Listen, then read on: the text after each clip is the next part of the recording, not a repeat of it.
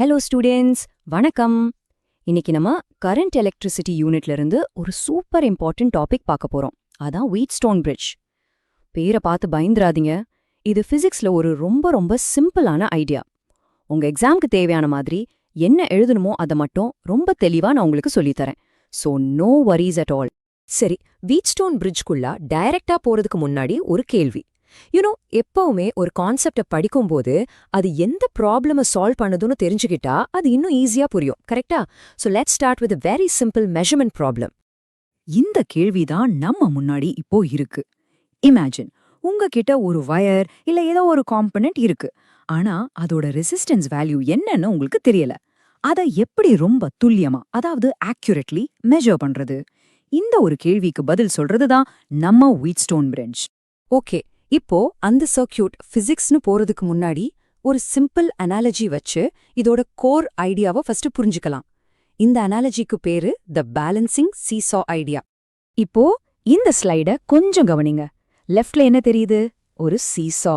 நம்ம பார்க்ல விளையாடுவோம்ல, அதுதான். அது எப்படி கரெக்டா பேலன்ஸ்டா நேரா இருக்கோ அதேதான் நம்ம வீட்ஸ்டோன் பிரிட்ஜோட பேசிக் பிரின்சிபிள். சீசால ரெண்டு பக்கமும் இருக்கிற பசங்களோட வெயிட்ட பேலன்ஸ் பண்றோம்.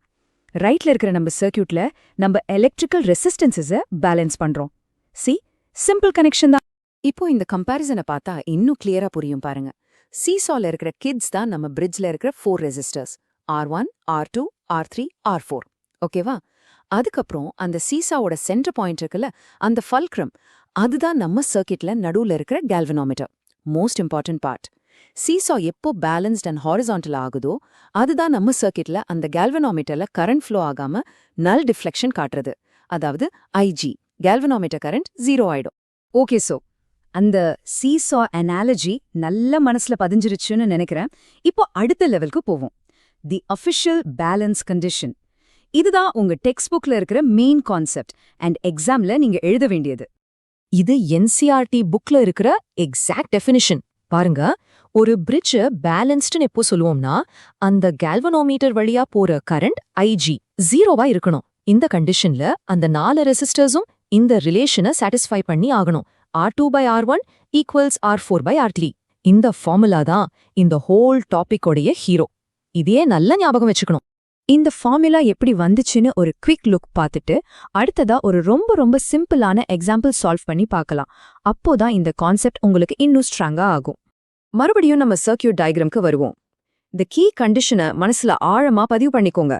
ஒரு பிரிட்ஜ் பேலன்ஸ்டா இருந்தா அந்த கேல்வனோமீட்டர் ஆர்ம் பிடி வழியா போற current IG it must be 0.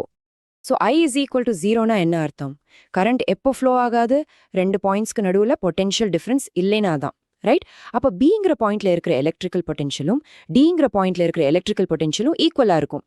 அதாவது VB is equal to VD. இதுதான் ஆன ரீசன். சரி, இந்த VB equal to VD condition வச்சு இந்த ஃபார்முலாவை எப்படி கொண்டு வரது? நம்ம ஹீரோ கிர்ச்சாப்ஸ் ரூல்ஸ் தான் இங்கேயோ ஹெல்ப் பண்ண போறாரு. ரொம்ப சிம்பிளான ஸ்டெப்ஸ் தான், கவனிங்க. ஸ்டெப் 1, நம்ம ஆன ஒரே assumption galvanometer current IG equal to 0, கரெக்டா? ஸ்டெப் 2, மேல இருக்கிற அந்த லூப்பை பாருங்க, ADBA லூப். அதுல லூப் ரூல் அப்ளை பண்ணா நமக்கு -I1R1 + I2R2 ஈக்குவல் டு 0 கிடைக்கும்.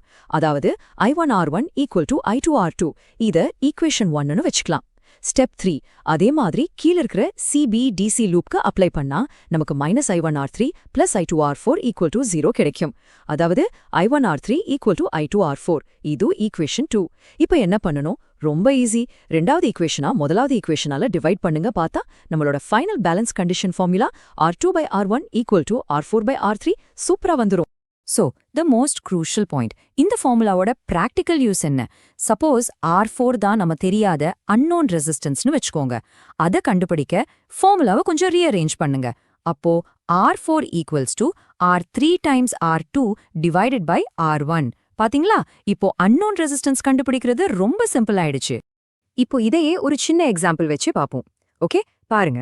R1 வேல்யூ 10 ஓம், R2 வேல்யூ 20 ஓம், R3 5 ஓம்க்கு அட்ஜஸ்ட் பண்ணும்போது பிரிட்ஜ் பேலன்ஸ் ஆகுது.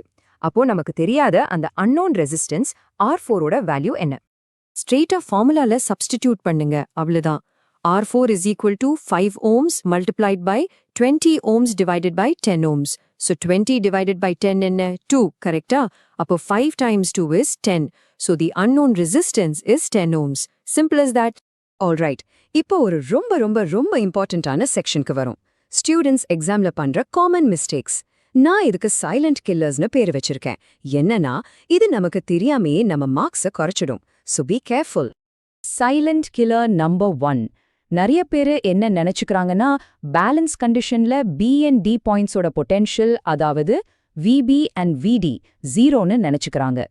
But the truth is அந்த பொட்டென்ஷியல் ஜீரோ இல்ல, அவை ஈக்குவலா இருக்கு. அதாவது VB is equal to VD. இது ரொம்ப ரொம்ப முக்கியமான டிஃபரன்ஸ். ஸோ நல்ல ஞாபகம் வச்சுக்கோங்க, ஜீரோ இல்ல, ஈக்குவல். அடுத்த சைலண்ட் கில்லர் ரெசிஸ்டன்ஸ் ரேஷியோ ஃபார்முலாவை மிக்ஸ் பண்றது. எக்ஸாம் டென்ஷன்ல R2 டிவைடட் பை R1க்கு பதிலா R1 டிவைடட் பை R2ன்னு மாத்தி போட்டுடுவாங்க. சின்ன தப்பு தான், ஆனா ஃபுல் ப்ராப்ளமும் தப்பா போயிடும். இதை அவாய்ட் பண்றதுக்கு ஒரு சிம்பிள் ட்ரிக் சொல்லவா? ஃபார்முலாவை எப்பவுமே கன்சிஸ்டண்டா வச்சுக்கோங்க. either R1 by R2 is equal to R3 by R4ன்னு எழுதுங்க. இல்லனா நம்ம பார்த்த மாதிரி R2 by R1 is equal to R4 by R3ன்னு எழுதுங்க. எப்படி பார்த்தாலும் பக்கத்து ஆர்ம்ஸோட ரேஷியோ will be equal.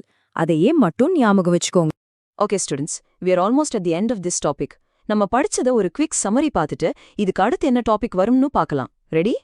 நீங்க ஒன்னு தெரிஞ்சுக்கணும். இந்த வீட்ஸ்டோன் பிரிட்ஜோட பிரின்சிபிள் தான் நீங்க அடுத்த லேப்ல யூஸ் பண்ண போற மீட்டர் பிரிட்ஜ் என்ற ஒரு பிராக்டிக்கல் டிவைஸ்க்கு ஃபவுண்டேஷனா இருக்கு. சோ இது நல்லா புரிஞ்சுக்கிட்டா அந்த மீட்டர் பிரிட்ஜ் டாபிக் ரொம்ப ஈஸியா இருக்கும். So, here's your exam safe summary. இந்த பாயிண்ட்ஸ் மட்டும் நல்லா ஞாபகம் வச்சுக்கோங்க. Point 1. Purpose. தெரியாத ஒரு ரெசிஸ்டன்ஸை கண்டுபிடிக்கிறது. 2. Principle. null deflection பேசிஸ்ல ஒர்க் ஆகுது. 3. பேலன்ஸ் ஸ்டேட்ல என்ன ஆகும்? galvanometer current IG 0வா இருக்கும். 4. Key insight. VB is equal to VD. And finally, the core formula. R2 by R1 is equal to R4 by R3. அவ்வளவுதான். இப்போ வீட்ஸ்டோன் பிரிட்ஜோட கான்செப்ட் உங்களுக்கு crystal கிளியரா இருக்கும்னு நம்புறேன். அடுத்த அடியா எடுத்து வைக்க நீங்க தயாரா? Are you ready for the meter bridge? Let's go!